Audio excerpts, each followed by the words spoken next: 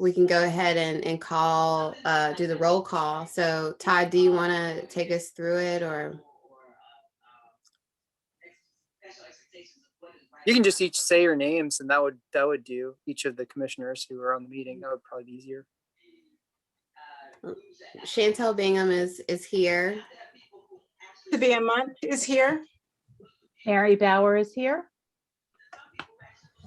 Done. Wolfgang Kepley is here. Awesome.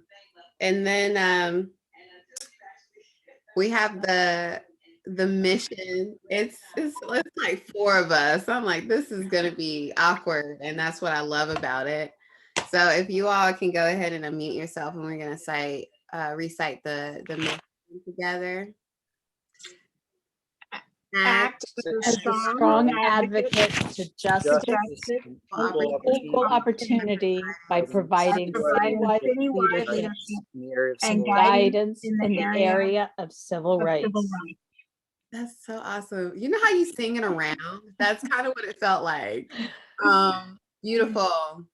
Okay, we're gonna go ahead and open it up to public comment. I know there's a good number of people here today. Janice, you were here last meeting, and I know you had a lot to share.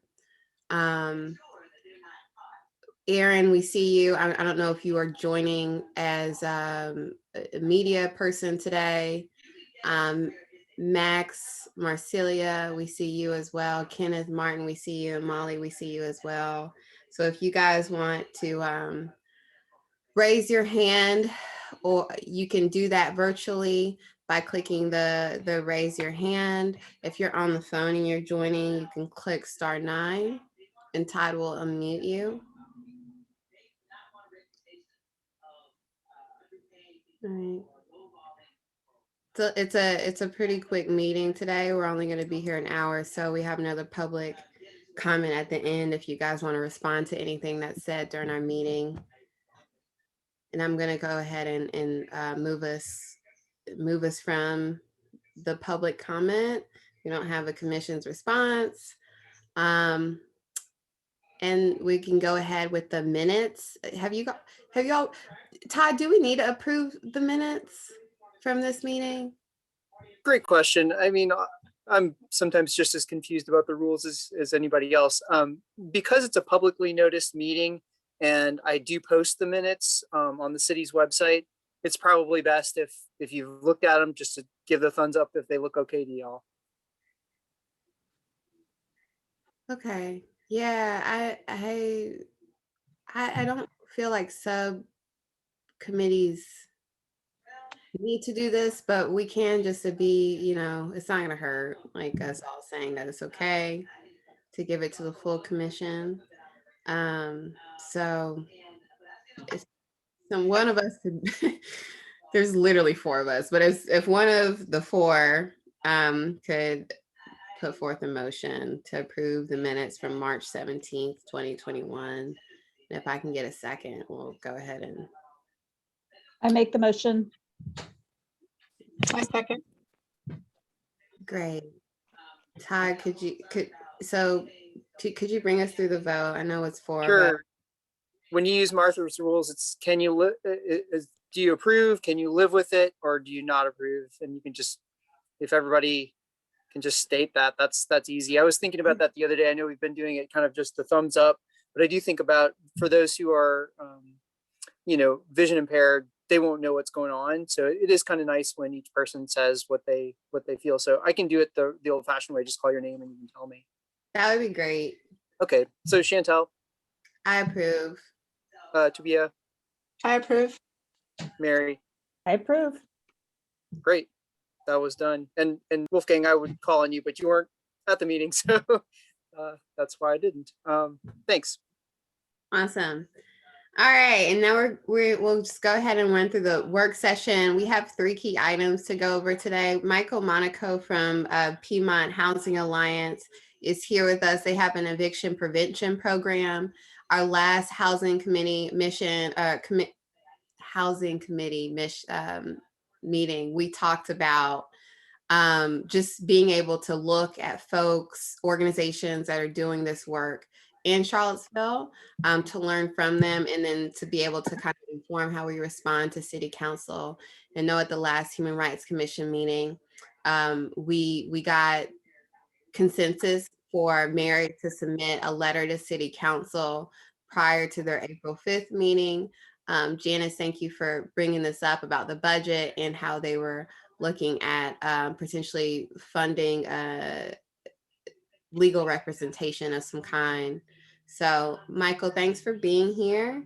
I don't know if you have a presentation or how you want to orient us to HA's work, but I think you should be able to share your screen if you want to do that. Perfect. Yeah. Yeah. I have a really, really bare presentation to share, so you can read some of the words that I'll be saying. So let me share screen real quick to get that going. Why do you say bear? There's no graphs or anything. It's all just beautiful blue blocks with text. This looks great. Yeah, so we have, like you said, an eviction prevention program, and I should introduce myself. I'm the community services coordinator for Piedmont Housing Alliance, and have been since August 2019. Before that, I worked as an AmeriCorps Vista, or I served as an AmeriCorps Vista there. So for a year. So I've been involved with the eviction prevention program since its inception. We got it started in January 2019, and I would consider that through March 2020 to be the first incarnation of the program. Obviously, in March 2020, the landscape of eviction prevention changed quite a lot, and I have some things on that later. And this was designed to prevent evictions at communities that we were managing. So we manage, currently it's 12 communities in Charlottesville, Albemarle, and Nelson. It's about 1,200-ish residents, about 650 households. And the primary focus of our program was on rent-related eviction and preventing that. So just for some quick demographic background, 67% of all of our households qualify as extremely low income. That is, they're less than 30% AMI. And 91% of all of our households are under 50% AMI. And in 2019, which is the most recent good data I have, 67% of our move-ins, so new households, were coming from homelessness. So we have a population, obviously it's all affordable housing, but it's population that I think is uniquely vulnerable to rent instability, financial instability, which leads to housing instability. So the first incarnation, like I mentioned, throughout the lifetime, which is again a little over a year, we had 45 households total that were enrolled in the eviction prevention program. Of those, 20 graduated. That is, we got the balance down to zero or resolved whatever issue it was, and sent them a letter saying, "Great, you're not in the eviction prevention program anymore because it's been prevented." And then of that of the 45, 4 households were evicted. The remaining 21 were still active in the program, and some had been for many months, but were actively participating in the eviction prevention program, which meant that we were doing everything we could to stave off eviction as well, which I'll get to in a second. And of course, March 2020, a lot of that changed. The tools we were using during that time. Oh yeah. Sorry. Michael, we're getting a lot of feedback. I don't know if other people hear that. Okay, great, awesome. Yeah, I Okay, did. let me switch microphones. Does this sound any better? That sounds great. Okay, sorry about that. Thank you for letting me know. Do you need me to back up at all? Yeah, kind of. Okay. Sure. That would be helpful. Yeah, for sure. How far? Well, not that far, just the previous slide. I think it kind of came in when you were talking about right after the 4 households that were evicted through your program, and then you Sure. explained some things, and we didn't hear that. Okay, yeah.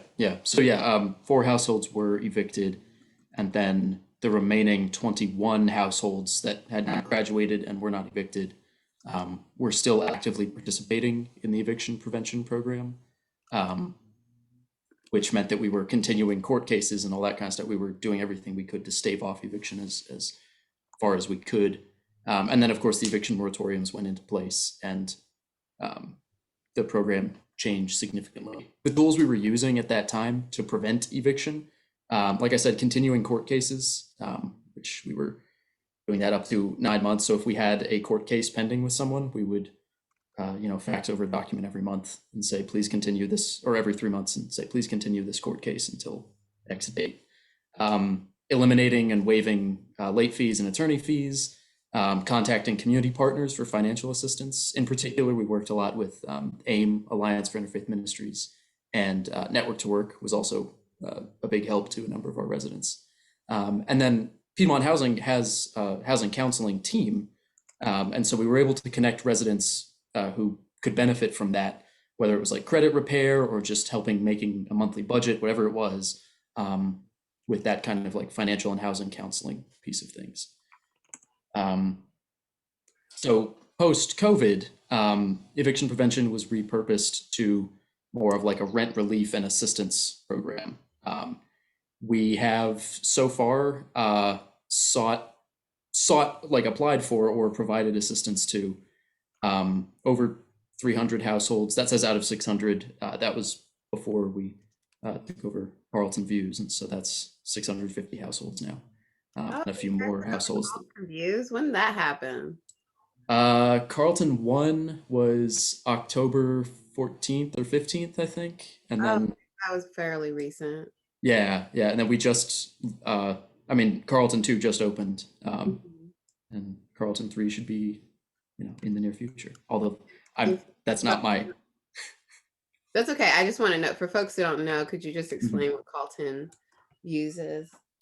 Yes, to the best of my ability. A new housing development on Carlton Avenue, Carlton 2 and 3, and I apologize, I'm going off memory, are senior housing or housing for those with disabilities. And Carlton 1, I believe, is multifamily. And in total, that's about, when Carlton 3 is finished, which is the third building of the 3 buildings, that will be 148 households, I believe. So a fairly sizable development overall. But anyway, so that is something that happened recently. But in this post-COVID landscape, we continued seeking outside assistance. That was the primary focus, particularly from the statewide rent relief fund and then the city of Charlottesville's own relief program as well. And right now, where we are with eviction prevention, since the moratorium's been extended to the end of June, and it looked, my gut feeling is that will probably be the end of the federal moratorium, unless there's a continuing pandemic. I mean, of course there will be, but I still think that might be the end of it. We're using the next 3 months to try and prepare for when evictions start happening again. So that looks like enrolling or re-enrolling households that would be at risk of eviction. And again, we're focusing on that rent-related side. So focusing on getting people into any sort of payment plans, applying for financial assistance while relief funds are still open. Doing everything we can to try and make it so that at July 1st, when the moratorium ends, we have as few people at risk of eviction as possible. There's a few gaps, which I don't want to end on a sour note, the presentation, but the gaps are that we are reliant entirely on outside funding. There's limited capacity. I would love if we could provide housing counseling for every single resident, because I think it's a really valuable service. But we just don't have the bandwidth. I don't think any human has the bandwidth to do that. And we also need sort of the other piece of it. Like I said, this has been really rent-related eviction focused. And what we need is sort of more in-house support staff to help with any other lease violation that comes up. There's when there's conflict or any sort of mental health crisis or anything like that, we really need more of that mental health support staff, or even like I said in the presentation, someone with an MSW or something like that. Yeah, so that's the overview of the eviction prevention program, and I'm happy to answer any and all questions. I'm gonna go ahead and stop sharing if that's all right. I have a question. Yeah. So are residents directed to other programs or resources to help with the court costs and legal fees? Or is that all through Piedmont? So prior to COVID, we would waive late fees and court fees if there were any, for anyone who was enrolled in eviction prevention. So that was, for the most part, just a cost that Piedmont would eat. I mean, we have, directed people, I think, to other area services, but yeah, when it comes to fees and stuff, that's something Piedmont would absorb. Mm. Do you have? Sorry, go ahead. No, go ahead, Chantel. I was just gonna ask, like, just a follow-up question to Bia. Do you have an idea of how much the legal fees cost for? What did you say it was 45 household cases, and not all of them were? I'm gonna assume not all of them were going to court. So if you got legal assistance, could you let us know how many of those there were and how much it cost? Yeah, sure. So the attorney fees are $57, I believe, and 57 an hour or a day, or what is that? no, that's just a fee that is charged to the resident's ledger, Okay. as I understand it. Beyond that, I would have to be a property manager probably to speak more specifically, but yeah, it would be a $57 charge that would show up, I think, related to the filings, and so we would waive that, and we did waive that. Off the top of my head, I want to say it's probably about a dozen to 15, households that we waived that for. The bigger thing was late fees. Like you said, not everyone in eviction prevention had an open court case, but almost everyone who was in eviction prevention had some form of late fee, or some compounding late fees on their account. Mm-hmm. So you mentioned how many properties you all have, kind of overall. How many of those are in the city? Or how many household units? Yeah, it's about half. I think it's something like 340. So it's about half and half, and a lot of that is concentrated at Friendship Court, and then we have a few properties around the other parts of the city, and obviously Carlton Views, as I mentioned. So PHA has an attorney representing you all in the eviction proceedings. I take it that they're attorney's fees. That's my understanding. Mm-hmm. And of the 4 people who were evicted, did any of them have lawyers? That's a good question. I would have to look back and see. Mm-hmm. I know that for those 4 cases specifically, I don't know actually. I don't want to give you incorrect information. That's okay. Of the sort of 45, families overall, do you recall any of them having attorneys? I believe we had a number of people. I don't have an exact number, but I know people got assistance through legal aid, or representation through legal aid, I should say. Okay, but I take it that's not like one of the things that you all are documenting, because that's not the focus of your project, right? So you wouldn't know like what percentage of people have lawyers versus don't? I wouldn't know. Okay. Yeah, that might be something we can look into. But most of my work personally has been kind of the trying to preempt getting to court. Yeah. Thanks. Mary, that's a really great question. Michael, any questions we ask that you don't immediately know the answer, that's totally okay. It would be amazing though if you could like maybe go and find them if you can. And like send us what you find out. Mary's question was really great because I honestly misunderstood this legal fee, right? This $57. I think I was drawing an assumption from that.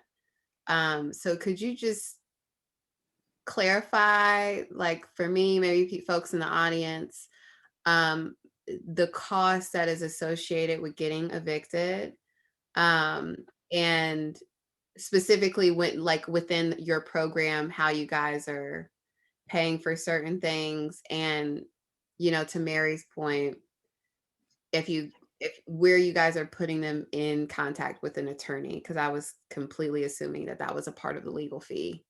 So like what does that legal fee pay for? Is it just My understanding of it is that it is covering the cost of like filing with the court. So that's for So, PHA, like yes, PHA is yeah. someone and they're filing that with the court. Okay. So what about on the resident side? Like, there are no supports for them through your program for legal representation? No. Okay. Yeah. Yeah. All right. That's Yeah. That's- This is really helpful. Thank you. Sure. Yeah.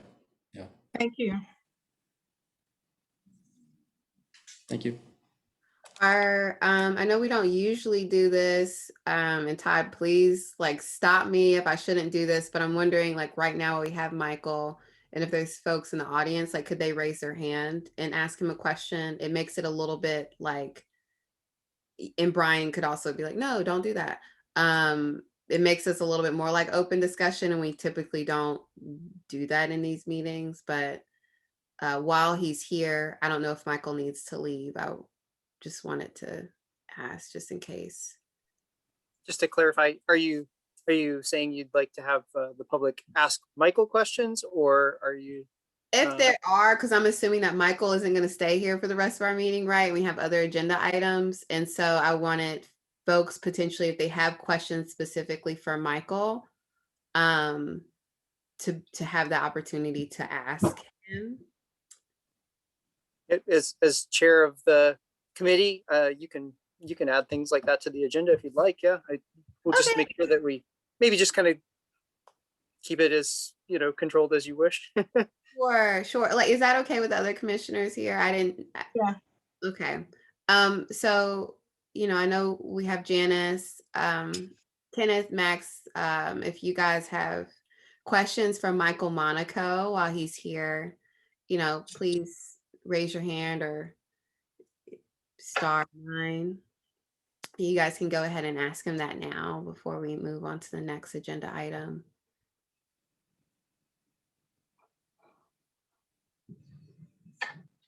All right. I don't see any hands going up. Are there any more questions from commissioners for Michael? Awesome. All right, Michael, thank you so much for spending some time with us. I think if we have any more questions, we'll just follow up in the email. Tabia, thank you so much for reaching out. I know you coordinated this, and this is really, really helpful. Yeah, I don't know if there are other comments that folks want to share, but okay, cool. Thank you for inviting me. I appreciate it. Yeah, and feel free to stay on. We're just gonna run through some updates. I just didn't want to hold you. I know it's dinner time, so thank you again for coming. Sure. So we now have the commissioner updates regarding outreach to potential partners. Tobia and Mary, I know that you guys did something. Not something. I know you did a lot because Tobia, you already have Michael here. I'll go first because mine is really, really short. Um, I am behind. I have not sent official email to Click about all the things that we are doing. And so I am admitting my logistical, I'm behind. I know that Click has been on a lot of different emails, and so they've received some communications, right?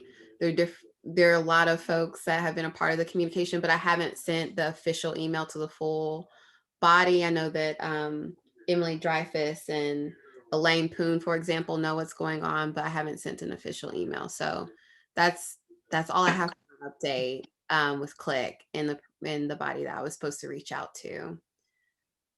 Tabia, do you have other things? And Mary, do you have other things that you? I don't have anything else. My other item was reaching out to DSA, Emma Goler and Michael.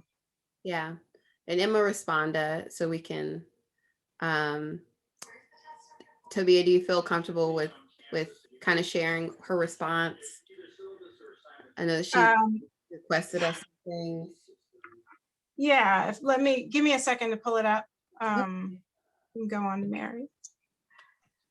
Okay, I also maybe this was the same thing, the communication from DSA saying they're like very, very committed to the idea of, pushing the council to provide lawyers to people in eviction proceedings, and they are happy to be supportive of those efforts and, wanted, guidance from us or suggestions from us in terms of, the things they could do. And I responded just briefly saying we were having this meeting tonight, and perhaps that would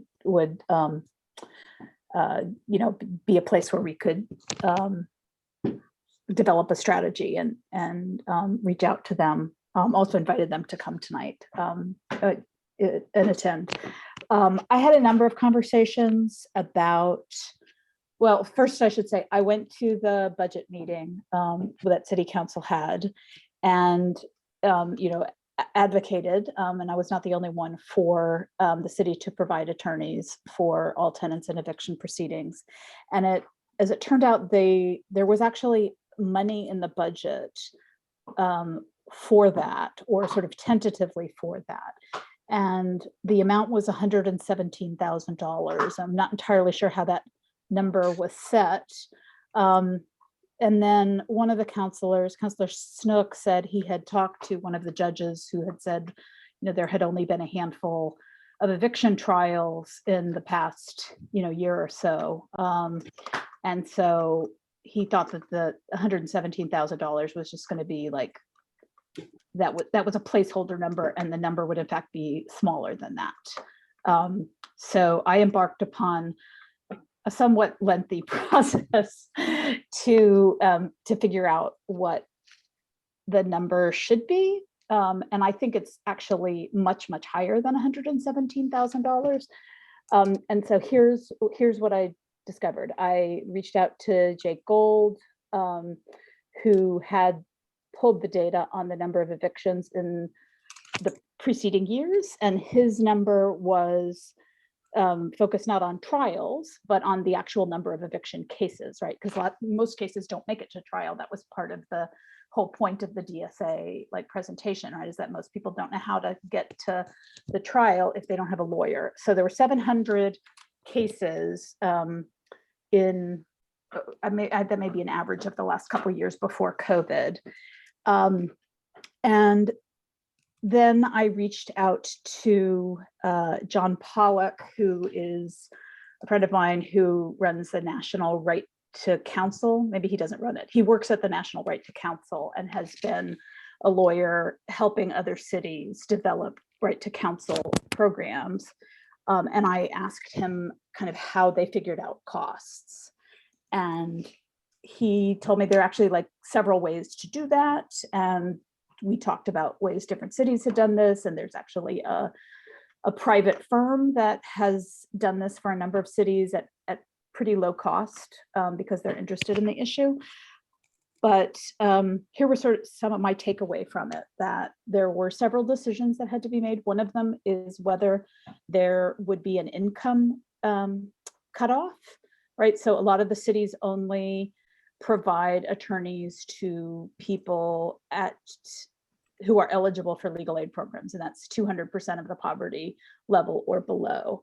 And if there was that kind of income cutoff in other cities, this is not Charlottesville data, in other cities, about 80% of tenants are eligible. And so there's also, in the first year in particular, a very large default rate. They had more than a 50% default rate in every city in that first year.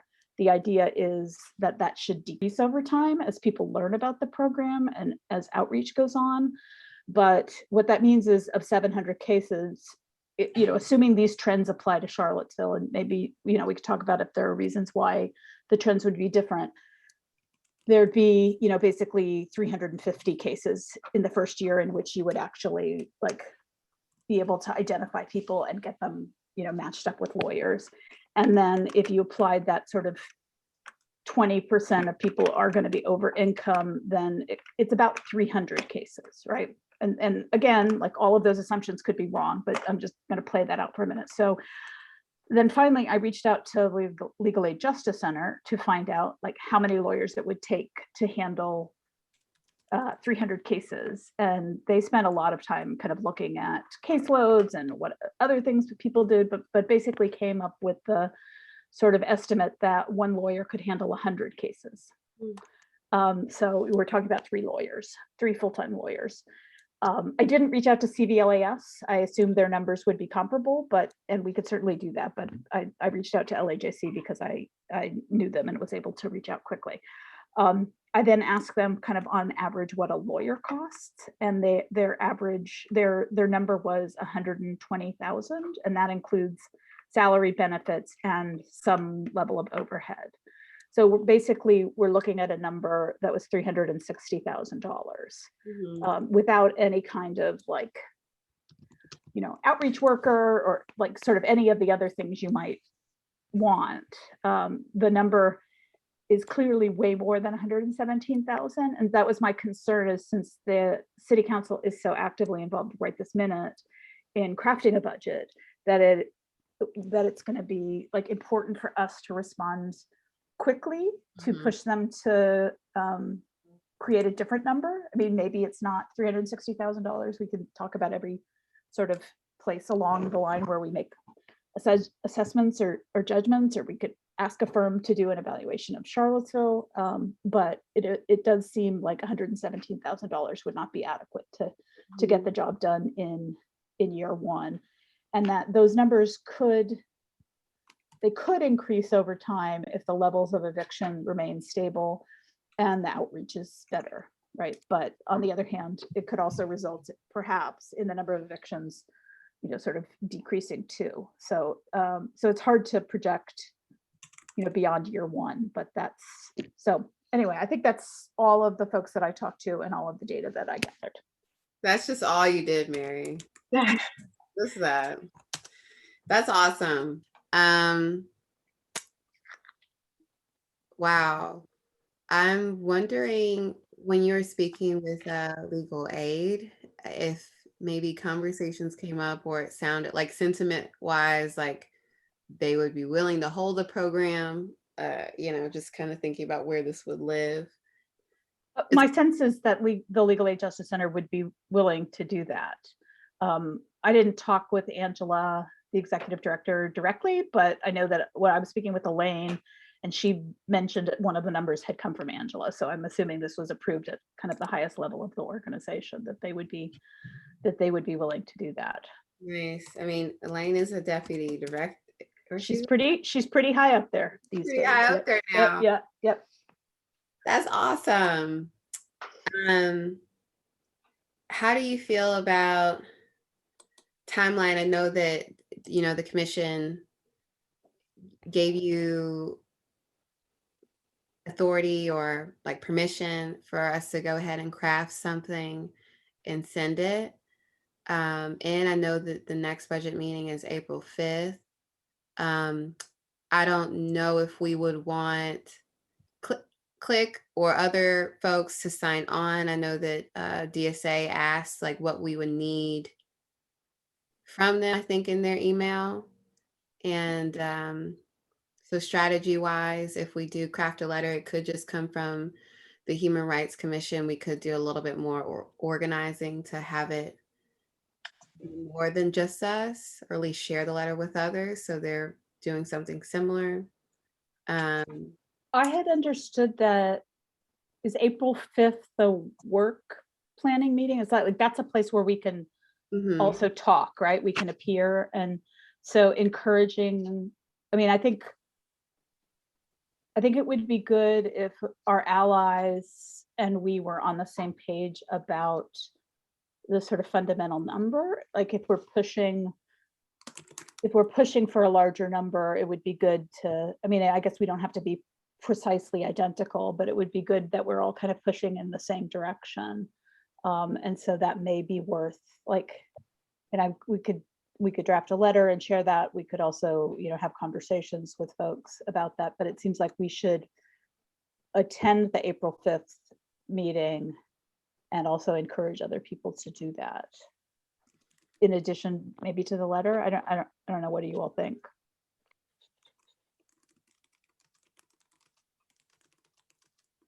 I think we definitely need to do both. Since we're on the line here, if any kind of move is going to be made, I think a letter and voices would be helpful. I agree. I'd be happy to take a first draft of the letter and kind of lay out what, sort of where the numbers that I came up with. Well, I didn't really, the numbers that I just shared, where they came from, because I think they're all like sources far more knowledgeable than I am. They're like, pretty legit sources of information. That sounds amazing, Mary. Not to add to your plate, because you do chair the whole commission, but I do appreciate that a lot. I'm happy to draft a letter, but it may be useful for us to identify like the groups that we want to reach out to, in advance of the April 5th meeting. Yeah. Sorry, I'm just taking some notes. I know, Todd, you always do really well with taking super specific notes for us to pass. And it takes a little bit longer. So what did you just say? I missed it. Identify I was partners. just saying we want to, identify the other groups we want to reach out to. And maybe it's just DSA and Click, but maybe there are other groups. I don't. Yeah. I think DSA Click would be awesome. Michael, you're here with PHA. I don't know if you have anything to say about this, but I do feel like hitting PHA and CRHA would be, they're a part of Click, but like specifically reaching out to them would be awesome. And Oh, I forgot to mention one other thing. I'm so sorry. Can I just butt in here for a second? A number of other cities also include subsidy terminations in their plans. And so that would be if, for example, the CRHA says to somebody, we're going to terminate your Section 8 voucher. And that's not a court proceeding, that is an administrative proceeding. So there's some number of those cases in addition. We don't have any data about that because that's not publicly available data, but that is a question about whether we would want to push to have those kinds of cases included. And it may be that we could just, ask CRJ for data about how many of those cases there are in a year. I know LAJC does accept some of those cases already, so I just have no sense of how many of those exist, but it is, losing your subsidy is like pretty pretty high stakes. I agree. I feel like we can't necessarily speak for, someone like CRHA or PHA or even FAR, but, being in close relationship with at least a lot of FAR folks, I do think that's something that they would 100% be for, as well as Click as a whole. And thinking about TJAC as well. I mean, it seems to me that even if we can't get, maybe we can get the data, but if we can't, it seems like city council should be able to get that data, right? But I mean, I think we could certainly ask for that data, right away. Could you just clearly say what the data is? Which is how many subsidy termination cases there are that are not through the court system, right? So if CRHA is trying to evict somebody from public housing, then that's obviously that's through the court system. But if they're saying you are going to lose your Section 8 voucher because you didn't give us information that you were obligated to give us, or whatever reason, then that could be an administrative proceeding that's not through the court, right? So there'd just be no record for us to be able to go pull court data and know how many of those cases there are. And the number could be relatively small. I don't have a sense of that. Mary, can I ask a clarifying question on that?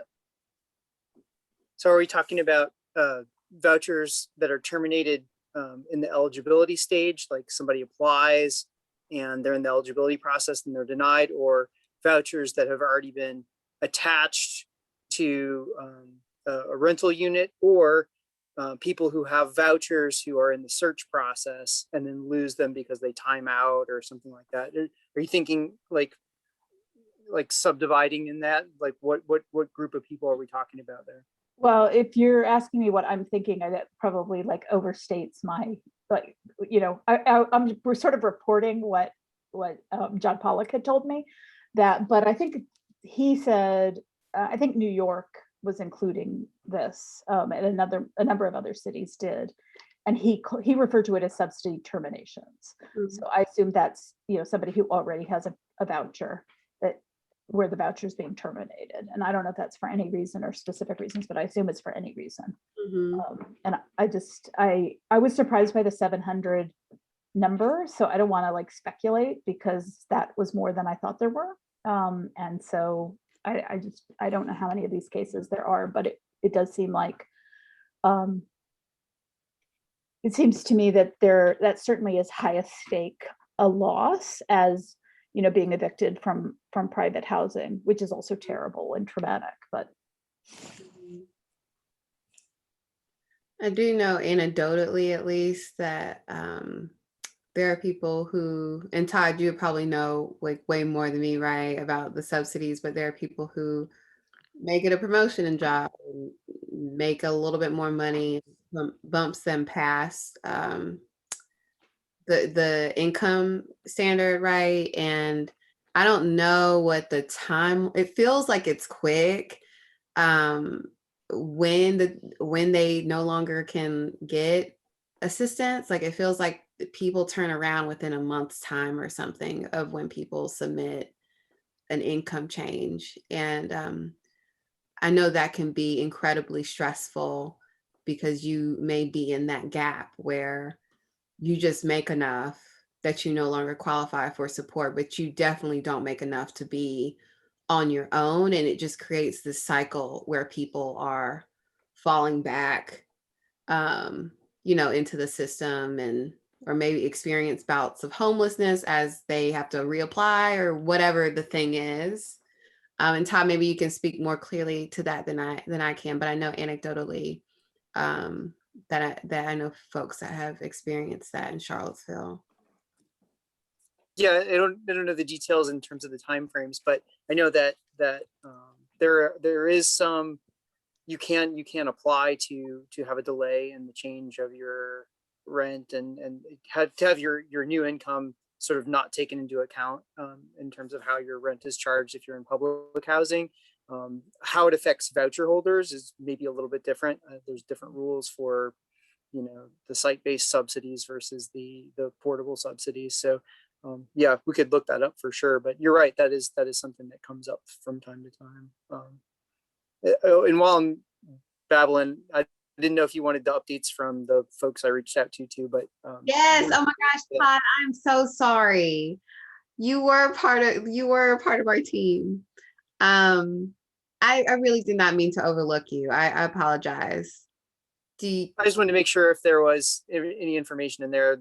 It speaks a little bit to what Mary was talking about in terms of the, who handles the programmatic piece. Like if you're talking about a budget of 300 and some $1,000, that's attorney's fees probably, but we're not talking about like the outreach piece and the programmatic piece. And so I did reach out to Human Services, and admittedly I did it like just this week. So, and I sort of gave Kaki like a little bit of like, don't worry about responding ahead of the meeting, mull it over a little bit, but I know that you've been concerned about this stuff as well. Would Human Services maybe be able to be part of that whole sort of connecting people to the attorney service if something were established, or to the fund, if, to apply for the fund if it were established. So I kind of put that bug in her ear. And then when I think the other people I was going to reach out to, or was asked to reach out to, were Catherine Howell, Dr. Howell at the RVA Eviction Lab, and then of course the Equity Center. So I just reached back out to kind of circle back with Barbara, because I think you'd been talking with her, and she, Dr. Howell and Barbara work together. Barbara Brown Wilson work together pretty regularly. So I didn't hear back from Dr. Howell yet, but in talking with Barbara about it, it sounds like there is potential to do a little bit more data mushing, perhaps, like with taking DSA's data with whatever our RVA Eviction Lab might be able to produce, and coming up with some more robust data around like, what's happening in the eviction process currently, in our local court system. And I don't know, maybe Mary already has that enough, but I think the point I was trying to get across was that having robust data to show that there's a problem when we don't have legal representation for tenants facing eviction, maybe helps make the case that there's something needs to be done at the city council level. So, and she seemed all in favor of that. And actually Barbara suggested, it might be helpful to get people from Equity Center, the Eviction Lab, and DSA kind of all talking together about how they can collaborate on making a really good data set that may strengthen our ability to push for a program. So, so there's that. And I also mentioned the idea of like, we're also looking for policy templates and or programmatic structural templates that work in other places. And Barbara thought that could also be acquired through that kind of collaborative working with the RVA Eviction Lab and the Equity Center. So that's my update. Todd, that's amazing. I'm not being facetious about that. I think sometimes when we go to the city and say like, hey, give us all this money, really they need to do it anyway, because this is a program that should exist. But it's always great to come with folks that are willing to support. So Mary, you understanding that legal aid may be interested in being the holder of this, as well as Todd, you reaching out to Catherine and Barbara at the Equity Center, and there being like some type of, at least if it's not like set in stone, intentions to do data aggregation and really track the impact of the work. I think would be great to maybe potentially include in the letter. So the city knows as they're making this budget decision that there's some in-kind support coming in. And then obviously, I know Kaki is probably so happy I'm leaving. I'm just kidding. She's not happy I'm leaving, but creating more programs for DHS. Already done a lot. But it would be amazing in some way if they are able to do some of the outreach or like house part of this program in collaboration with legal aid. So we're making sure there's someone that is responsible for outreach in some way. It is falling back into the city's budget. I know that DHS, Department of Human Services, doesn't have all the staff in the world, but the Office of Human Services doesn't have anything but Todd. So if there are ways that we could use them, and if they're interested, if CACI responds in time for it to be in the letter, and they may be able to support an outreach for the program, legal representation program, I think that would be great. Otherwise, it feels like legal aid would probably hold not only the legal representation, but the outreach component, which feels like a lot, but Which suggests that the number could be higher than $360,000 because I think they don't anticipate the lawyers also having to do, like to Yeah. handle 100 cases and do all this other stuff. So, so, so we're talking about, a decent amount of money, but, the impact on families who don't get evicted is, I don't know how to quantify that, but it's certainly, certainly very significant. all right. Thank you, Mary and Todd and Tabia. Wolfgang, you've been really quiet. I hope you got something to eat. I know you have a meeting 7:30 with the accessibility, right? Subcommittee. I'm not going to take too much of our time. I think the action item, Mary, you said you were going to draft a letter, and then there's an action item out here about identifying partners, which I believe is DSA, CLIC, PHA, CRHA, FAR, and TJAC. All of them are part of CLIC, and it was on my, responsibility to reach out to CLIC. So I'm gonna go ahead and take up that one. I realize that April 5th is Monday, which actually is not very long for now at all. So I will try to get a draft letter in by Friday. Okay. I think I could do that. I mean, I have a day job, but I can work around that. And I think I can get it done. Yeah. Honestly, I'm not on the subcommittee, but I'm happy to help edit, support, Mary, that draft. Great. Awesome. I think that's all. Yeah, we rolled into C fairly quickly. Do you guys have anything else that is that you feel like we didn't go over? I feel like we have a good game plan, but all right. We didn't. Sorry, go ahead, Todd. Sorry, I'm slow on my unmute draw. I was gonna say, is there anything you'd like me to do when I hear back from Catherine and CACI?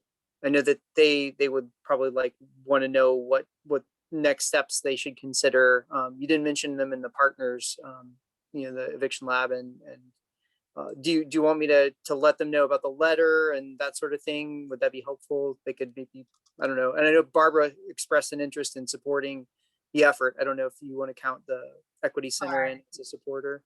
Thanks for chiming in. I'm adding them into that. I mean, it can just be a mass email, right, to everyone. That would probably be the easiest thing. I wonder if the eviction lab has data about the results of proceedings with and without lawyers, because DSA's data was really useful, but it was only it measured one part of the system. And I wonder if there's kind of more additional data that we might be able to get about that. I think we could get some. I think that it's available from National Right to Counsel, but that wouldn't be Virginia specific data. Mm-hmm. Yeah, I can certainly ask that specific question, because I think they have quite a large team there that's working on aggregating data. So yeah, having them do that would be amazing. And it seemed like, based on what Barbara said, they would probably be game for something like that. So thanks for that. That'd be great. Question. Awesome. Thanks, Mary. So it is 6:56. I'm gonna go ahead and close this out if that's okay with y'all. I think we know what we're doing. Yeah, public comment. Oh, sorry. Oh God, I'm looking. Do we still have people here? I guess. So we're gonna go ahead and go to the our second matters by the public. So if you are on and you want to say something, you can hit the raise hand function, or if you're on the phone, you can press *9 and Todd will unmute you. All right. And it's just Aaron O'Hare and Molly Conger. Hello, y'all. Okay, so it doesn't seem like there's any public, response. So there's no commission response to matters by the public. Are there any commissioner updates? Did I Todd? leave that in there on accident? It's okay. I'm fine to ask about updates. That's from the main agenda template. I kind of like rushed to put that all together, so I apologize if I left that in. All right. So really briefly, the next steps, Mary is going to draft up the letter to City Council and try to have that to us by Monday, or not Monday, Friday if she can, because the meeting is on Monday. Chantel is going to send a summary email to TJAC, PHA, CRHA, CLIC, DSA, the Eviction Lab, and Equity Center, and the Department of Human Services. I'll share that email quickly with y'all before I send it. I've tried it. I think I took pretty good notes this meeting, but just in case, just to, make sure I'm communicating the right things. And then hopefully by Monday, we'll be able to share that letter with our partners. They'll want to sign on or come to the meeting on April 5th. We can communicate with the commission about the meeting on April 5th. Mary, I'm assuming, with the letter, you're going to send it out to the entire commission. I am. I might suggest we even sort of give heads up to our partner before the letter is ready, right? Because if I send it out to y'all on Friday, we may have edits, and just to let folks know that, April 5th is a key date. And we're working on this letter. Sounds good. Yeah, I plan on sending that out. Today's Wednesday night, Thursday, you guys will get that, and we'll send it out before you get the letter done. Yeah, and so we'll email the rest of the commission the letter. Hopefully they'll be able to respond, and we will participate in April 5th if we can. Does that sound all right for next steps? All right, so it is now 7 o'clock, and I am going to go ahead and adjourn the meeting for today. Y'all are amazing. Yeah, one day we'll be in person and it will be great. All right, good night, y'all. Thanks, Brian. Brian, I'm still hanging out because we have to figure out our transition plan here. Oh, okay. See ya. Sounds good. And Wolfgang is here, but we are scheduled. It'll start until 7:30. Yeah. 7:30. So I didn't know if you were going to pause the live stream or the box cast and then start another one, so you have two separate box casts, or are you just going to stack the whole thing? I think we'll just let it run. I could put up a slide if you want me to, saying next meeting starts at 7:30. Sure, that sounds good. All right, I'll do that. That'd be great. Thanks, Brian. Appreciate it. Thanks.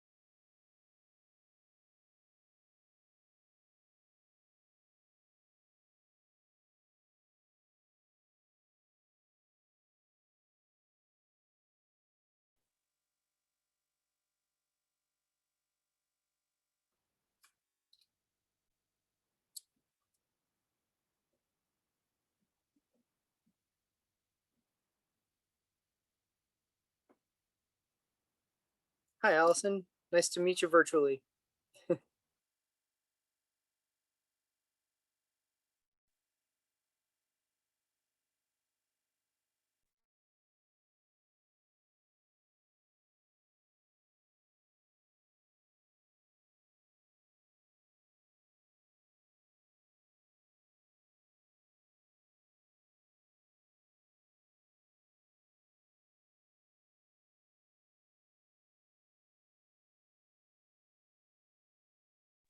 So I guess we'll wait till 7:30 to officially start, since folks are anticipating us starting then, but glad you're all here.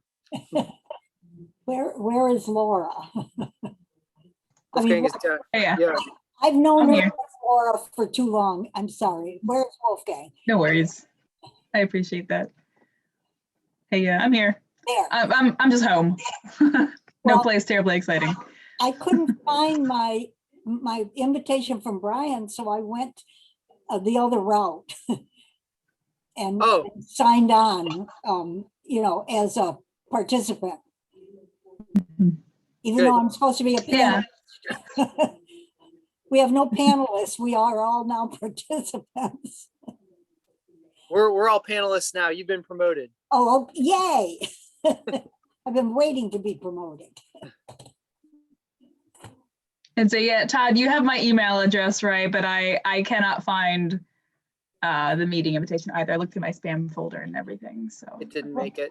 I found it Okay. earlier and then could not find it again. It just disappeared. You know, it's No, interesting. we're I in have good to company. search my inbox for things that start with Brian rather than things that start with Wheeler, and then I can find the Well, invitation. that's what I did. And I found all sorts of interesting things, but not the one from the 29th, which I saw earlier today. Drove me crazy. We all lead too complicated of lives, I think. That's probably No what's going kidding. on. I just got off a Zoom, Todd, that Charlene was the main good. speaker. Very good. Yeah. She's still working late, looks like. Yeah, Despite changing actually, positions. I haven't seen her in so long. She looks really good. Good. Looks like she's lost weight or something, that she just looks, maybe it's just she's not under the stress that she was under, because she just looked much more put together and good. everything. Allison, I don't know if you know the history here, but she's referring to Charlene Green, who is the former director of the Office of Human Rights and my former coworker. Oh, we can't hear you. You're muted.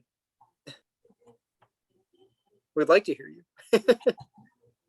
Oh, she disappeared. She was. Oh, Still muted. There we muted. go. There we go. Hey. You're And official.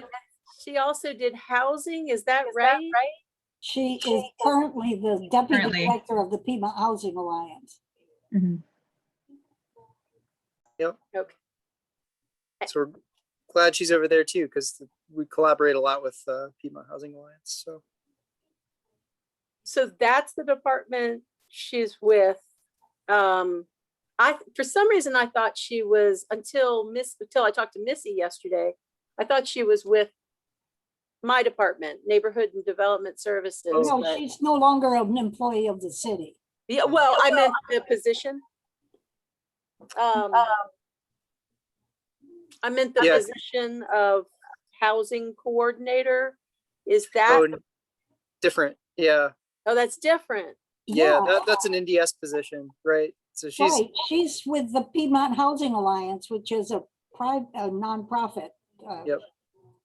entity all by itself. It has no legal, I mean, it may have connection, but it's not a part of city government at all. When she was an employee with the city government, what was her title? She was her last title was the director of the Office of Human Rights. Okay, Office of Human Rights Manager, I think, I mean, officially. manager. human rights manager. So Yeah. she's not the housing coordinator that they're seeking now? Okay, all right. No. No, Yeah, Stacy Pethia was housing coordinator. then John Sales after him. John Sales moved on to the directorship of the Charlottesville Redevelopment Housing Authority, our local public housing authority. And then Stacy we're doing housing in the county now. So Yeah, she works for the she's county. She's in charge of that now. It's really hard to keep it straight. It is. And I believe Brenda Kelly has sort of A lot of filled in changes. interim roles periodically. So she's kind of, she's been sort of the Swiss Army knife of NDS Yeah. for a little while, unfortunately. Yeah. Right. And it's the same with the ADA coordinator's office too. So I'm excited to Yes. see that. Oh, yeah. Excited to see you and meet you and hopefully build back, Yeah. the relationship Thank between you. Yeah. our commission That's very and cool. your office. I'm really looking forward to working together. So, So am I. good. Good. Now I'm echoing for some reason. Is there something I should do so that I don't echo or? Probably least I can- I put myself on headphones so that I can at least Do you have two devices here and going there. at the same time by chance? Like two versions of this screen? Oh, maybe so. If you just get one, because it'll do a feedback loop if you have two screens open. Like two Zoom calls open at the same time. I do. There you go.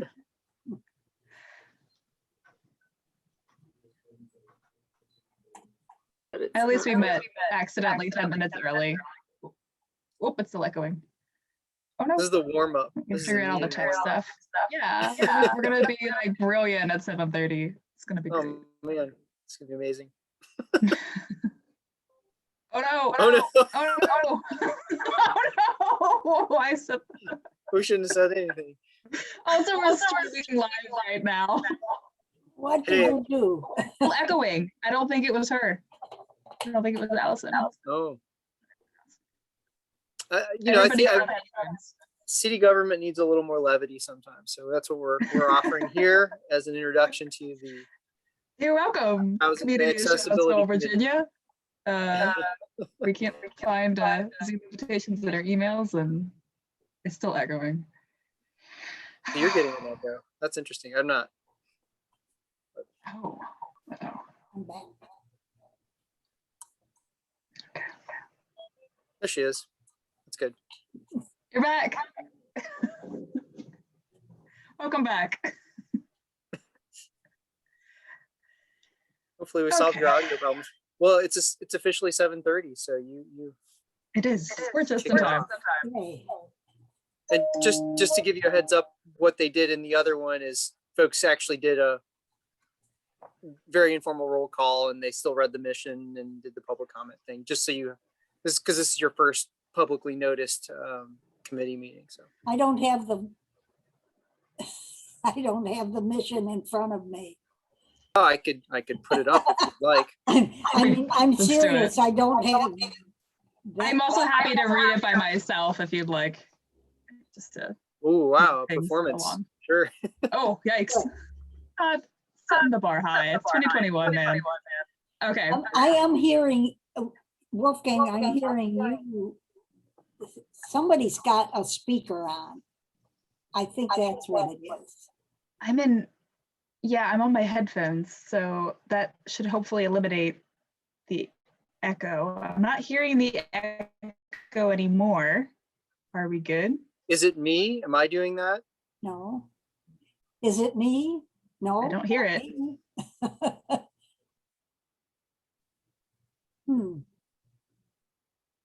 Okay. Well, if it's tolerable, maybe we'll just kind of progress Yeah. along. Okay. Okay. Okay, so we'll call the meeting to order. I will say everyone who's in attendance currently, so Wolfgang Kebley, Sue Lewis. Allison Fincham. great. And I will read our mission by myself. Normally we read it all together and it's chaotic and wonderful, but here goes. Our mission is to act as a strong advocate to justice and equal opportunity by providing citywide leadership and guidance in the area of civil rights. That's it. Now, I see we have some people in our audience who'd like to open up to the public. If you have a comment, like to share anything, please use the raise hand function. Or if you are attending by phone, press *9 and we can add you to the conversation. Good job. We have no raised hands at the moment, but we do Okay, have Sam. two attendees. All right, well, welcome. We're happy you're here to listen. And if you decide to share anything, there's going to be another public comment at the end of the meeting. You'll have another opportunity to speak with us then. All right, so we can move on to our work session. So this is our first, I think, joint public ADA office and the newly established Accessibility Committee of the Office of Human Rights, of the Human Rights Commission. I know that our offices have worked together tangentially in the past, but we've wanted to build back a stronger relationship with your office, Allison. Also to welcome you to the city of Charlottesville. Thank you. So thanks. So we wanted to hear what your priorities are going forward and how our office can best support yours in your work. I just started the job, so what I know of my priorities to this point are to update the transition plan. And that is working with and staffing the ADA committee. And so they are really tasked, from my understanding, with the update of the plan. And so I'll be helping them to resolve any issues in the plan that need to be addressed and updated, in reviewing of the plan and in talking to people internally over and others over the course of the last month. It appears that the intersection curb ramps are one of the items that needs to be addressed most quickly. And so the ADA committee will be, I'm sure, working on that in depth. And so we do have some lists of that, but there needs to be some more implementation of that. So I'm looking forward to working with the ADA committee and looking at the transition plan. It looks like they've been tasked with hearing complaints. I take the complaints in the office, and then hearing if there's any complaints or issues that can't be resolved, then they would hear those. And so they meet quarterly, and so I'll be initially working on some documents for them, and then getting their feedback and progressing with the transition plan. So I'm a bit confused, I guess, as to how all of this fits together, because I did notice the list that you sent out, Todd, and I really appreciate this committee looking at that and giving feedback, and I will definitely pass that on to the ADA committee for their review. And so I'm just looking forward to any and all help that you all can give us as far as your efforts on behalf of that committee. And so anyway, I'm just trying to figure out, how this committee interacts with that committee. I think I might be the wrong person to be here tonight, rather than maybe, acting as the liaison is great. And I am the liaison for them in many respects and for the city for all ADA. So it's a challenging job, but I'm looking forward to it.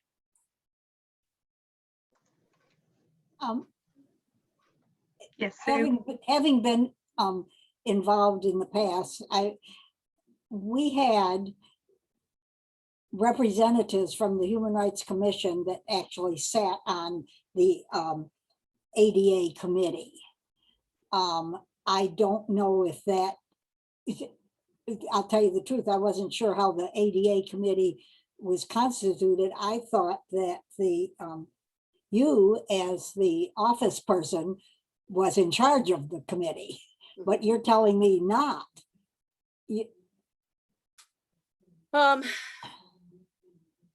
I guess that's another way to say it. I'm in charge of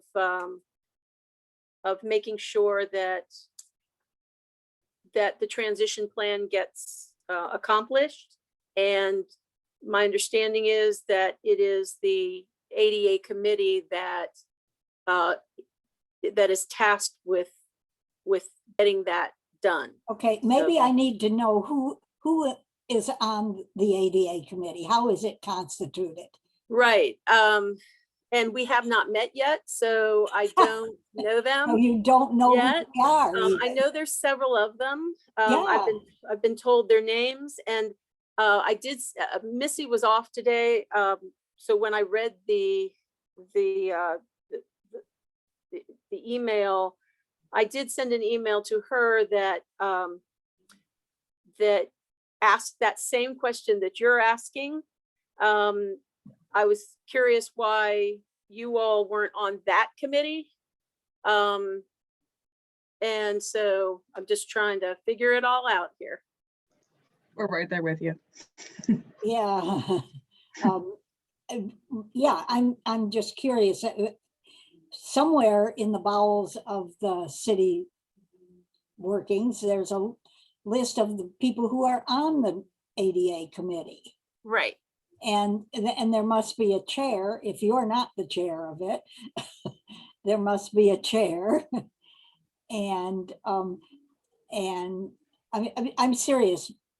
I was on it. I represented, Olivia Boykin and I represented the Nice. commission on the ADA committee, and we got noticed of every meeting and minutes of the meetings, and we're part of the discussion. We could, pretty much say anything. And Charlene also, the three of us would attend. Charlene and I attended almost all of them. So I'm just curious as to, in order for us to support, from my perspective, we need to know who these people are and what areas they're representing in the community that have accessibility, et cetera, issues. I heard So Sue it mention says- the, so I hey, don't- Allison. Hi, Brian. I heard the bowels of city government mentioned, so I thought And there No, I he, have and the he trans- rose from them. I have the transition plan here. Mhm. And Mhm. it states in the transition plan, the Department of Neighborhood Development Services staffs the ADA Advisory Committee, which is comprised of representatives of various city services and functions and with persons with disabilities from the community. The Advisory Committee meets on a quarterly basis to provide technical oversight and networking among city departments. The committee also listens to complaints, suggestions, and concerns relating to accessibility within the city of Charlottesville. The 1995 ADA Transition Plan tasked the committee with hearing appeals related to accessibility. And the ADA Advisory Committee has proven to be a very effective tool in providing a forum for accessibility concerns and assuring their resolution. I was told that I'll be working with them on the transition plan. And so that's what I know so far, but we certainly should invite you to the meeting that we are going to be setting up soon to talk about all of it. And then maybe it'll be clearer for everybody. And Sue, Allison is obviously a new employee, Yeah. and the ADA Advisory Committee is a staff advisory committee, so it's not a public body Right, appointed by council. right. And so as Allison gets the roster and makes those contacts, she'll be able to get the word out about those meetings. Yeah. I mean, that's the way I understood it, that and that's how we got involved, because this was when the commission was obviously relatively new. And since part of our concerns, part of our oversight of discrimination has to do with disability issues. So that's why we thought we should be part of, or at least participate in the ADA committee. Yes, and so my question to Missy today, which I'm sure she'll answer when she returns tomorrow, is that was the question. Why aren't the representatives from this committee that I'm talking to now, why aren't you on the ADA advisory committee as well? And I don't know how, it sounds like Brian's saying it's not appointed by city council. But certainly city council adopted the transition plan. So it gives them, the people that are on the committee, certain responsibilities. And so, but that's what I know so far. Well, that's very helpful to me. I think, I mean, I'm not going to beat this little horse to death. And now that I know, one, you're new, and there's been a whole string of changes at that department. So, I mean, I recognize that. So it's entirely possible that our participation just fell through the cracks in all the various transitions. If I can jump in, I just wanted to say, first of all, we're glad you're in the position, because it is an important staff advisory committee, and we're excited to be able to partner. I think one of the key things to know about the Human Rights Commission is that it is it's an appointed commission by city council, and so one of its primary roles is to advise city council on city policy and other things that we hear from the public that affect city policy, and doing so in relation to accessibility and disability is one of the things that they can do. So I think that might be one way that we can collaborate, in that the commission can be an extra voice to council, because it's what they're supposed to do, right? They're supposed to provide that advocacy and guidance to council when they're thinking about these things. And we were obviously thinking about it from a discrimination standpoint, but discrimination on the basis of disability goes hand in hand with talking about accessibility. So hopefully that's of some support and consolation, knowing that you're not out there alone in this, and you've got an entire commission and two commissioners here on a specific committee to think about this stuff with you. So. Yeah. So that's the transition plan. And so what is the timeline for the updated transition plan? Is this an evaluation of the 2013 one, or is it started creating a new transition plan? It's my understanding is just an update. I did talk to the gentleman who had my position for many, many years. And he said he felt that there really wasn't a whole lot that needed to be updated in the plan.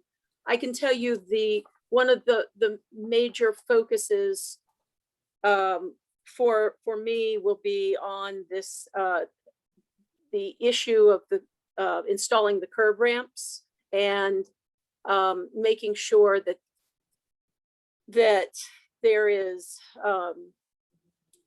proper documents and funding for that. We are behind in that project, and it is a requirement of ADA to, anytime you resurface a street, you're supposed to add those curb ramps. And so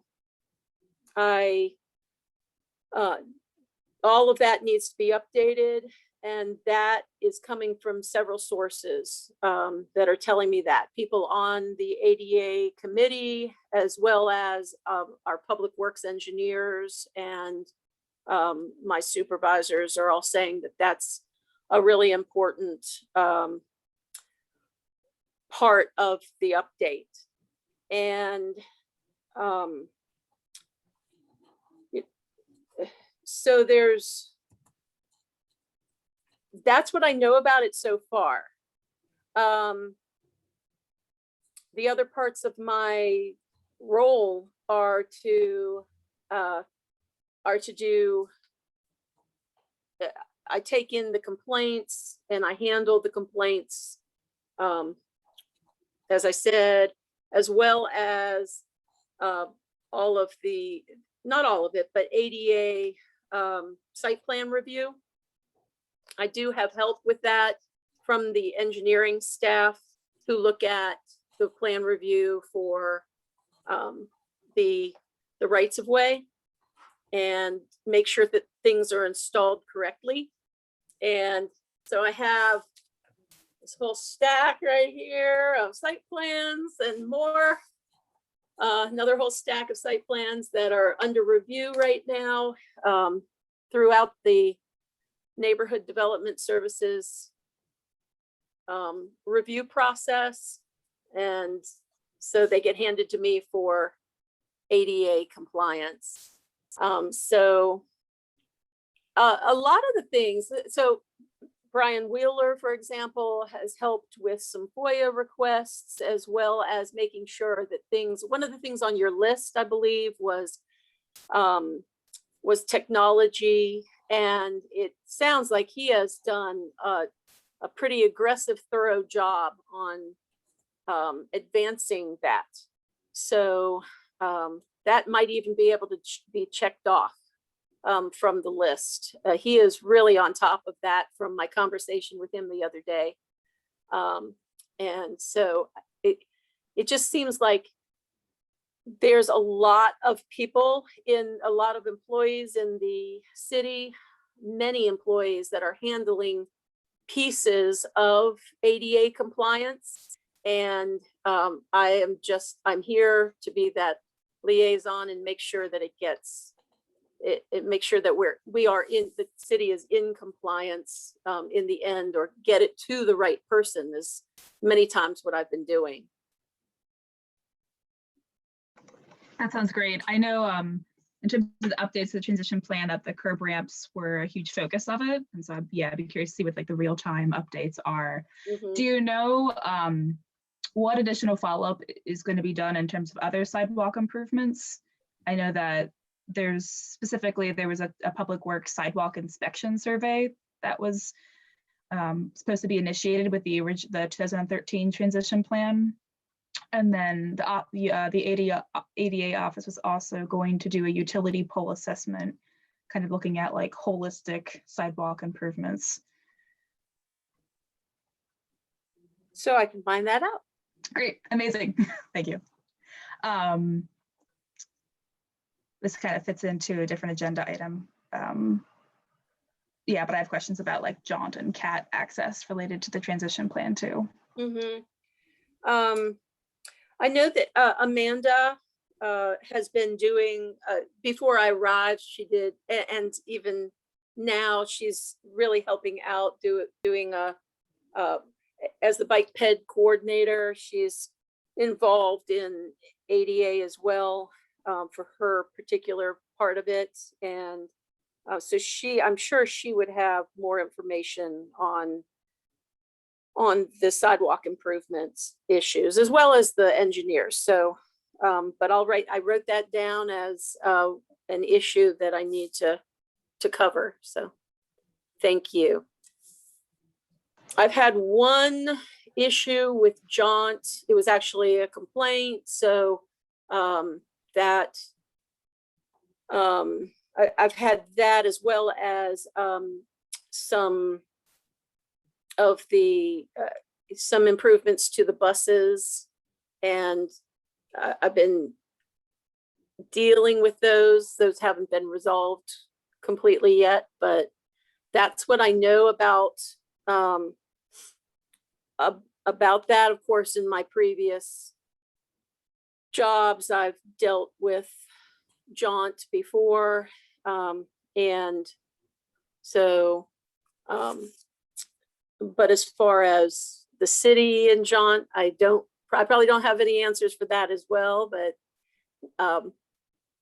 as you said, we'll get into that. So any information I would gladly take down, because I'm really trying to figure out really trying to understand all the different issues that the city has. Yeah, and we sometimes have citizens of Charlottesville come to us and express concerns or issues they'd like us to focus on. So we're happy to share those with you as they come up, and refer people to you as well. Which actually kind of brings us into the next section of our agenda, which is community engagement. We really want to focus on both reaching out to people and then also reducing barriers for residents to be able to communicate with the city. And just kind of curious as to the strategies that you think that you want to incorporate to increase city resident participation, whether it be our current remote access or when we get back to in-person meetings again. And that part of that, as we touched on this earlier, but has to do with the current status of the ADA committee and the next quarterly meeting, whenever that will be. So it looks like, because this may have been moved forward because of the whole coronavirus issue and having to do so many things remotely. I'm not sure when this started, but it does look like there's some online resources on the website. I know that people can file complaints online, and I do get them through a specific email. That email is also being monitored by our engineers, by Mr. Wheeler. So there's many people that are making sure that compliance occurs. And as far as outreach, I haven't put much thought into that at this point, being that I'm only a few weeks old, but I have my past experience. I've had decades of experience in community development as community development director, and so it's not it's not something that I'm foreign to. Certainly, as a planner, the community engagement process is something that is necessary to do.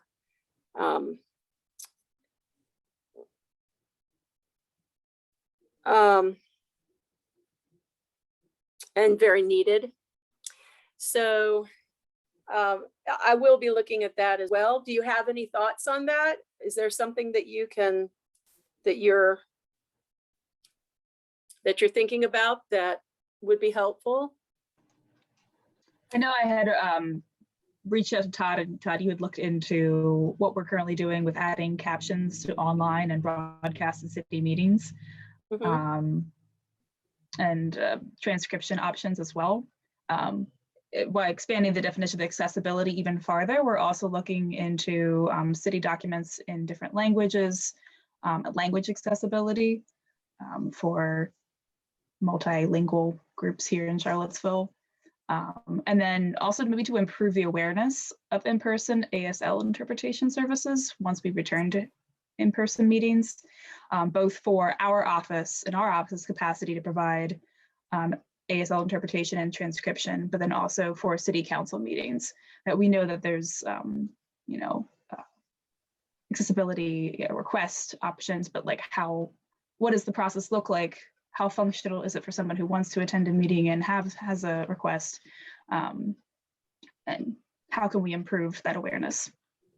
And that's one of the issues that I've always been concerned about is if somebody, and should be real easy with everything being virtual. But when I attend meetings where there is ASL services, there's a person standing kind of, I mean, you have a little block and you see the person doing it. I don't know, do we have this going on at city council meetings? Do we have a person doing it? Are they off-site? Are they, who knows where they are? And that would be done on a case-by-case basis as. Oh, I think it should be done not on a case-by-case basis. I think Ralph Northam, when he's in front of the microphone, there are at least one person, sometimes two people, doing ASL while he's speaking. I don't think we should be, I mean, this is my personal opinion, and that's why I'm concerned about this issue. It should be an automatic. It should not be, I got to call in and say, I would like you to do ASL for this particular council meeting. No, it should be done. It should be done. It should be automatic. So I don't know if that's your job to see that gets done, or if it's more of a Brian thing, or if it's working with Brian and how things go. But that ultimately is what I'm looking for true accessibility to city council meetings. Mhm. Okay, I wrote that down and I'll send that out to the appropriate people for review of that. So just to make a kind of an add-on to that, I think what you express is a great idea for universal accessibility for people who are deaf or hard of hearing. And I think, one of the big concerns that we'll probably bump into is how much does it cost to make sure that like 60 boards and commissions are all have ASL accessibility. And I think that, so what I'm wondering, it might be helpful for us to sort of get a sense of what we're proposing, because it's a budget issue, right? You think you want to be able to propose to council that they put funding for such a service in the budget, because I would imagine that there's probably some funding there right now, but as it's probably operating on the model of as needed, right? And so if they don't get very many requests, they're not going to budget very much money. But if we're saying, no, this is an ongoing service at every meeting or at specific meetings, then they have to rethink that budget. So that would be where I would start, is like, think about the scope of this and then propose a budget item. Obviously we're in a bad spot right now because we've got April 5th as our last public time to provide that, but doing that work, sooner rather than later makes sense to me. But I was just going to put that out there. And thank you. This is where I'm a bit confused as to the process, and I'll need further direction from my supervisor, but an issue like that could potentially go into the transition plan for implementation. But it was my understanding that the ADA committee would make the decision on what went into the transition plan to be forwarded for city council. So I need to get that straight. And yes, my comments, obviously, yes, it's about funding. But if the compliance with ADA is on a case-by-case basis, I'm not saying you can't go above and beyond that, but just simply to comply, ADA is looked at it's about individual rights, human rights, and so if somebody comes to us with that issue, then we would need to provide that if they needed that assistance. That's a requirement, But what you're saying is something that would be above and beyond that. So, again, I've taken notes on that, and it will be very helpful as we move forward with the transition plan. But as far as making recommendation to city council this year, and yeah, that It would be a fast turnaround. Yeah. yeah. Well, actually, I don't think we even need to wait for to find a bunch of proposals, figure out how in-person ASL interpretation would fit into our city's budget. One idea that I think, Todd, you brought up an email chain a couple of weeks back, just the fact that Facebook has a closed captioning feature. We rebroadcast all of our meetings, both on Boxcast and on Facebook. And so it could be something as simple as notifying all of our webinar attendees that if you require captioning for this meeting, you are more than welcome to also watch our Facebook streams as well. And just letting people know where they can get that as a zero cost option, tonight. So I'm concerned about the people who don't do things like Facebook, that on their TV, they go to the TV and they click on the city council meeting, and from their home, they're not going to Facebook and YouTubes and things like that. They're sitting in front of their TV and they want to watch city council, and they want to hear city council.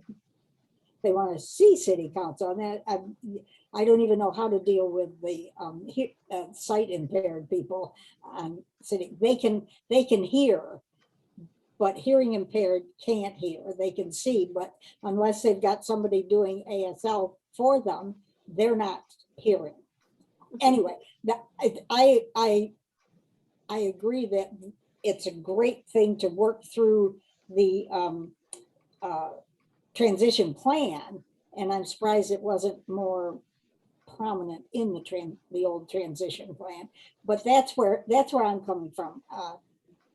That from my perspective, it's a discriminatory thing for people who aren't going to go to Facebook, who just want to sit there in their living room and click on twice a month city council meeting and be able to know what's going on. yeah, and as someone who's done that, clicked on local access station myself and sat in my bed and watched many a city council meeting. That's right. Yeah, I enjoy the ability to access our government in whatever form is the most easy and available method for me. And so it's a matter of making that available to everybody. So I don't see a problem with us, communicating and working with the ADA committee on that particular issue, but I'm not sure that it needs to be included in that for us to make a statement about the need. Has I don't know if Brian is still monitoring our meeting or not, but he hasn't gotten, there he is. yeah, he is. Of course he Hi, is. Brian. Do you have any answers for those issues, that particular issue about accessibility for the meetings? No, I think it's something we're always open to feedback about how we can meet those needs. I'll tell you, in 3.5 years, there hasn't been a single request to communications to offer sign language, captioning, those types of services. If we get a request, we'll certainly do our best to accommodate it. In my past job, I got to learn, Sue, I think it was actually a League of Women Voters candidate forum. Somebody requested live captioning, and that's a whole different process, and Zoom supports that. So it's certainly something that can be done, but it's also something, none of these things are things that are budgeted right now. I don't know what Allison's budget is, but to my knowledge, real-time captioning and ASL services are certainly way beyond the scope of that, and would probably even, if we did it, as Todd said, for 60 boards and commissions, or even the 30 that we staff, it would probably eclipse the human rights budget.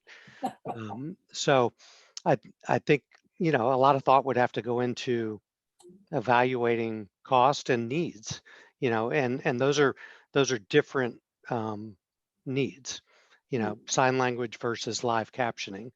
That serves different people. Turning on the captions like we have on Facebook, which we get for free, we could turn those on Boxcast for a small fee. But those things, again, then that doesn't get it on channel 10 where Sue wants to see it. Yep. So That's what I want to do. they're by increasing the number of places you can see a meeting, that's a good thing. But if you want to layer all those services onto every possible viewing option, it would add up pretty quick. But Yeah. we're open to hearing about what the community's needs are. And that brings me to the ADA committee and its quarterly meetings. The people that are on that are representing certain constituencies with varying disabilities. I hate to use the word disabilities, but that's what we're using. And so if that group were, also challenged to say what's the best way to deal with this particular issue, or that any of the particular issues, because Wolfgang was talking about, how do we increase citizen participation? Well, if we let them know that this service is available, then that right away potentially increases citizen participation. So I do see some synergy here with the working with the ADA committee and. Sure. Well, we're not advertising anything new at the moment. So all videos on Facebook, as I understand it, do that live captioning. So if somebody who's looking for that kind of content knew that we were on Facebook, they would already know to turn on the captions and look for that. But if we started adding new things, new services, definitely we'd want to advertise that and make sure people knew about it. But the tension is, a goal that the Human Rights Commission might have, which is make everything accessible to everybody all the time, is really different than how Allison is going to be responding to, I need an accommodation for this meeting on this date, the more ad hoc kind of request. Well, this is a bigger problem than I thought it was going to be. It's a tougher nut to crack. But I think, I agree with whoever said it. We are thrilled Allison is here, that we have a new staff member in this position, and she will reconvene that committee, and then we'll, I assume, get the dialogue going between, this committee and that one. And Allison and I then will have more information, and we can come back to you and tell you what's possible. Cool. All right, I'm going to turn off my camera now. Thank you. Thanks, Just Brian. can I jump in here for a second? Absolutely. Well, and I don't mean to derail your meeting. I just want to call attention to the fact that we do have two people in the public, one of which is the executive director of FAR, Shelby Edwards, and FAR is the Public Housing Association of Residents. And full disclosure, I mentioned this committee meeting to her because I had been made aware of a concern about accessibility and transportation in a public housing site. So I just want to bring up the fact that she is here. If we get to that, just kind of thinking about who's around and where we're going next. Which is actually our final agenda item in terms of accessibility of city infrastructure and transportation. I know we've touched on that in terms of the updated transition plan and how both CAT, jaunt, and pedestrian sidewalk transportation methods will be included. But I don't know, Shelby, did you want to join us? Do you want to touch on some of the issues that have come up with cat transportation. Shelby, we're putting you on the spot, but if you Yeah, if you don't have wanna, to if you don't want to. If you do want to, you can raise your hand. you can If you raise your don't want to, hand and you can keep your move hand even not into raised. the panelist window, or I can just let you talk. Okay. All right, I'm gonna make you a Thank you. panelist. Sorry for putting you on the spot. Very much appreciate it.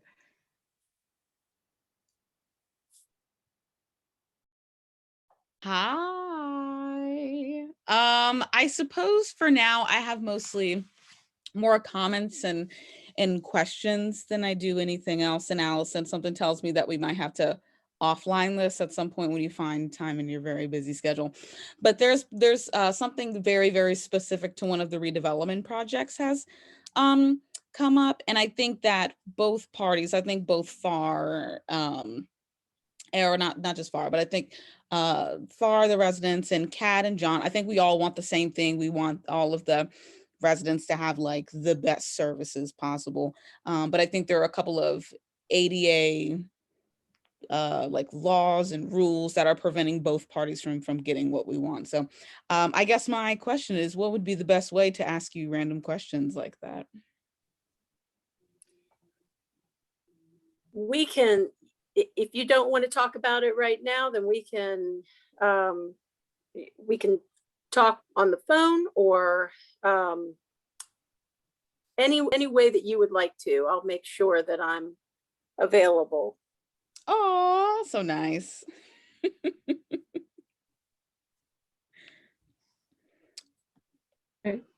Thanks, Shelby. Appreciate you coming on. Of course, no, Sorry thank to put you on the spot. You know, No just a worries. casual Todd- Wednesday. No, that's okay. Todd gave me Dang. a warning. Yeah, Yeah, yeah. I'll make sure that I get in contact with you tomorrow, at least by email, so that we can get started talking about it. Oh, that'd be fabulous. Thank you. Okay. Thanks, Shelby. Great. I think we have discussed all of our agenda items. This is meant to be a shorter meeting, Mhm. but I want to thank you, Allison, for being with us and answering some of our questions. I know you've been in this position, as you said, you're a few weeks old. And I hope that this is the start of ongoing dialogue between our commission and your office. And if there is an opportunity for either Sue or I, the future manager of the Office of Human Rights, to be on the ADA committee, I think we would welcome that opportunity. So let us know if Great. that's something that we can be a part of going forward. Right. Okay. Thank you very much. I will look into that tomorrow as well, as far as how all this fits together. So Great, excellent. And I will open it up back up to the public again. I know we still only have a few people in attendance. If anyone would like to make a public comment, you guys raise your hand if you're on the webinar, or if you're accessing by phone, you can dial *9. I know we already put Shelby on the phone on the spot, so. And it doesn't seem like, nope. All right, well, hopefully this will be one of many meetings that people can join. So. And how often do you all meet, by the way? Is it as needed, or do you have a schedule? The Human This is Rights as- Commission meets yeah, go ahead, Sue. monthly. The full commission meets monthly. The ad hoc committees meet as needed. As needed, Okay. right. Our meetings are the third Thursday of the month, so you're always welcome to come. We meet Oh. at 6:30. Okay, third Thursday at 6:30. At And 6:30. that actually, my understanding is I believe that's the schedule of the transition, or I'm sorry, the The ADA committee. ADA committee. Ah, Oh, okay. Thursday, at least they thought it was the third Thursday, but that's of course only quarterly. So, right. and it may be a different time as well. So, Yeah, they used to meet during the day. They mhm, used to meet in the morning. mhm. Okay. I remember because I could never go. And Oh, is that right? Is that Yeah. why? I could never go. Yeah, this is And like I- a work day. I could go, so I went. Although they did meet earlier than I like, but. Mhm. Mhm. Anyway, do you have a meet time scheduled for the next, you said that you think it might be the Thursday. Do you know when the next one might be, the next month or so? I'm not sure exactly. Okay, I'm no worries, still- no worries at all. We can be in contact by email. They It's want to just- get the, actually, they haven't had one for quite a while. Yes. So, and it's really imperative that we get started with dialogue. And so it's going to be soon, but so I'll let Great. you know. Amazing.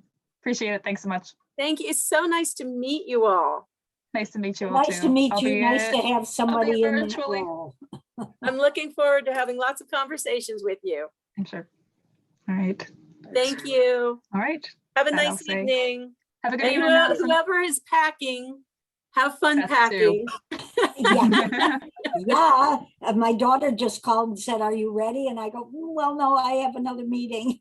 Oh, Uh, a lot of Safe people are travels. going away for the spring break and the holidays. So enjoy yourself. Have a great time. Bye-bye. Nice to meet you. Have a good Talk to you night. soon. sure. I guess I will formally go. adjourn our meeting. Okay, Good, you're we're done. My first committee meeting. Good job. Well Thanks, done. Sue. I figured I have Todd and our parliamentarian. So someone will tell me if I'm messing support up. team, support team. Yeah. Thank you.